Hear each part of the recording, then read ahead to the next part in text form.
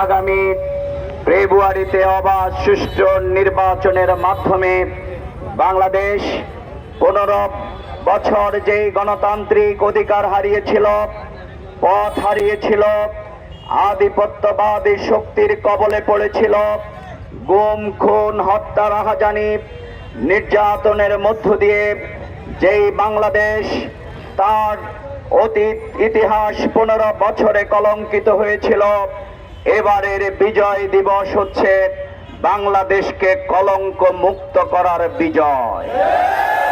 এবারের বিজয় হবে বাংলাদেশের হত্যা রাহাজানি লুণ্ঠন শোষণ বঞ্চনা থেকে দুর্নীতি মুক্ত একটি বাংলাদেশ গড়ার আজ শপথের দিন। আজকের দিন হচ্ছে বাংলাদেশকে চাঁদাবাজি, অভয়ারণ্য হত্যা এবং মদ জুয়া অস্ত্রবাজির হাত থেকে বাংলাদেশকে জনগণকে মুক্ত করার শপথের দিন।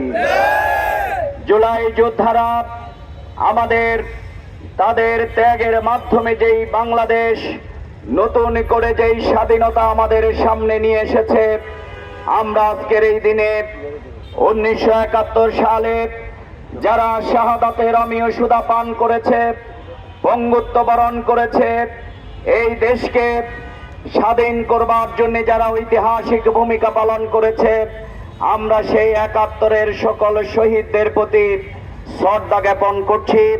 সাথে সাথে আমরা বীরত্বপূর্ণ অবদানের জন্য জুলাই যোদ্ধা সহ যারা জীবন দিয়েছে তাদেরও শাহাদাতের সর্বোচ্চ মর্যাদা কামনা করছি। আমরা মনে করি 1971 সালে যারা জীবন দিয়েছে তারা যেমনি জাতীয় বীর, আর 2024 সালে যারা দেশকে ফ্যাসিবাদ মুক্ত করবার জন্য লড়াই করেছে তারাও জাতির শ্রেষ্ঠ বীর সন্তান। রাষ্ট্রীয়ভাবে তাদেরকে মর্যাদা দিতে হবে। কিন্তু আজকের এই দিনে গভীর উদ্বেগের সাথে আমরা লক্ষ্য করছি জুলাই যোদ্ধার অন্যতম সেনানায়ক, রাজপথের লড়াকু সৈনিক আমার প্রিয় ভাই হাদিকে যেভাবে গুলি করা হয়েছে, এর মাধ্যমে প্রমাণিত হয় বাংলাদেশে এখনো নির্বাচনের লেভেল প্লেইং ফিল্ড তৈরি করতে সরকার ব্যর্থ হয়েছে। তাই গতকালকে প্রধান নির্বাচন কমিশনার যেই বক্তব্য রেখেছেন, এই বক্তব্য দিয়ে তিনি গোটা জাতিকে কিন্তু অপমানিত করেছেন।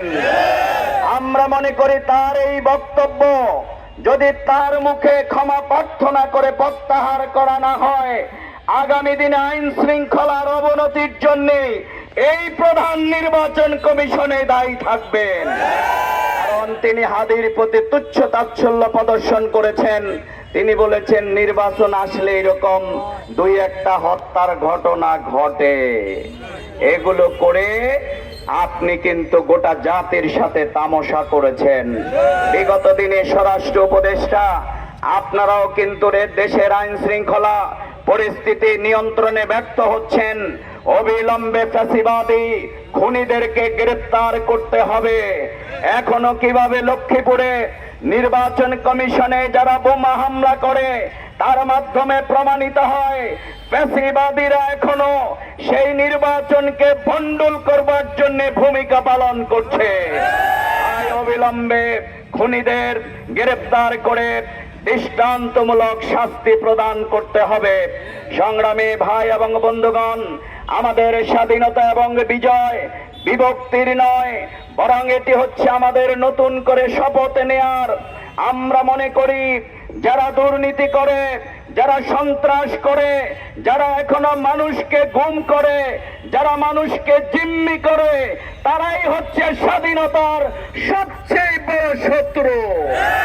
সুতরাং আগামী দিনে দুর্নীতি মুক্ত বাংলাদেশ গড়বার জন্য ডক্টর শফিকুর রহমান যেই আহ্বান করেছেন, আগামী দিনে অবাধ সুষ্ঠু নির্বাচনের মাধ্যমে জনগণ তাদের সেই রাষ্ট্র তারা প্রতিষ্ঠা করবে ইনশাআল্লাহ।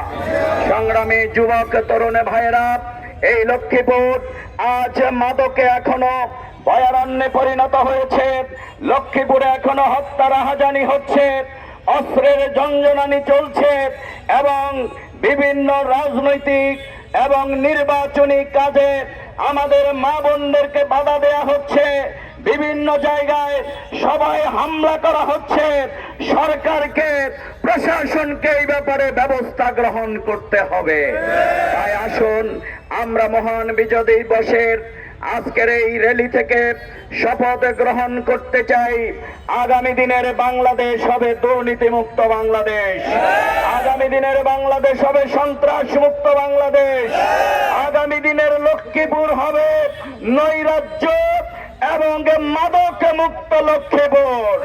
এই লক্ষ্মীপুরে আগামী দিনে বিশ্ববিদ্যালয়, মেডিকেল কলেজ এবং প্রকৌশল বিশ্ববিদ্যালয়, নৌবন্দর এবং রেল লাইন স্থাপন, 250 শয্যা হসপিটাল চালু, 4 লেন রাস্তা, নৌবন্দর স্থাপনের মাধ্যমে এদেশের মুক্তিযোদ্ধারা যেই প্রকৃত স্বাধীনতার স্বাদ গ্রহণের জন্য স্বাধীনতা এনেছিল, এই লক্ষ্মীপুরকে বিশ্বের মানচিত্রে সেভাবে সাজানোর মাধ্যমে আমরা সকল নাগরিকের, নারী পুরুষ শিশু দল মত অন্য ধর্মের লোক সবার অধিকার নিশ্চিত করে সেই স্বাধীনতার, সেই বিজয়ের স্বাদকে আমরা নিশ্চিত করবার জন্য আজকে আমরা শপথ গ্রহণ করতে চাই। আপনারা কি কারা কারা শপথ নিতে প্রস্তুত?